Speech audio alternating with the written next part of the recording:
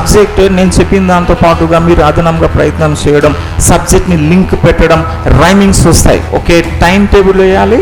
ఆ time table వేసిన తర్వాత ఏ సబ్జెక్ట్ సోర్సెస్ మీ దగ్గర ఉందో ఆ సోర్సెస్ని మీరు గ్యాదర్ చేయండి. అంటే నేను అడ్వైజ్ చేసేది, మీకు హ్యాండ్ రిటన్ నోట్స్ పాసిబిలిటీ ఉంటే అది ప్రిపేర్ చేయండి. సో అలా చేయడం వల్ల మీకు ఏమవుతుంది అంటే, బాగా చదివిన వాడి కంటే 1-2 మార్క్స్ మీరు ఎక్కువ స్కోర్ చేయగలుగుతారు. 1-2 మార్క్స్ ఎక్కువ స్కోర్ చేశారంటే అది చాలా ఇంపాక్ట్ చూపుతారు, చాలా ఇంపాక్ట్ సర్వీస్ వైపు తీసుకెళ్తారు. ఇప్పుడు ఉదాహరణకి మనకి 330 అనుకుందాం, మంచిగా స్కోర్ చేసిన వాడు 330. అయితే ఇక్కడ 330, 329 ఉంటుంది చూడండి. ఈ 1 మార్క్లో దగ్గర ఒక 30-40 మంది ఉంటారు అక్కడ. మళ్ళీ అక్కడ నుంచి 28కి పడినాం అనుకోండి, అక్కడ నుంచి ఒక 20-30 మంది ఉంటారు. అంటే ఒక్కొక్క మార్కు మీకు 20-30 మంది వెనక్కి తోసేస్తుంది, ఒక్కొక్క మార్క్ తగ్గింది అంటే. సో ఒక్కొక్క మార్క్ యాడ్ చేయడం ఇంపార్టెంట్.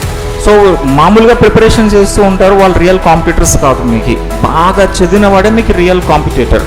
ఆ బాగా చదివిన వాడి కంటే 1-2 స్కోర్ చేయడం అనేది చాలా ఇంపార్టెంట్. దానికోసం ఈ హ్యాండ్ రిటన్ నోట్స్ అది మీకు చాలా ఉపయోగపడుతుంది.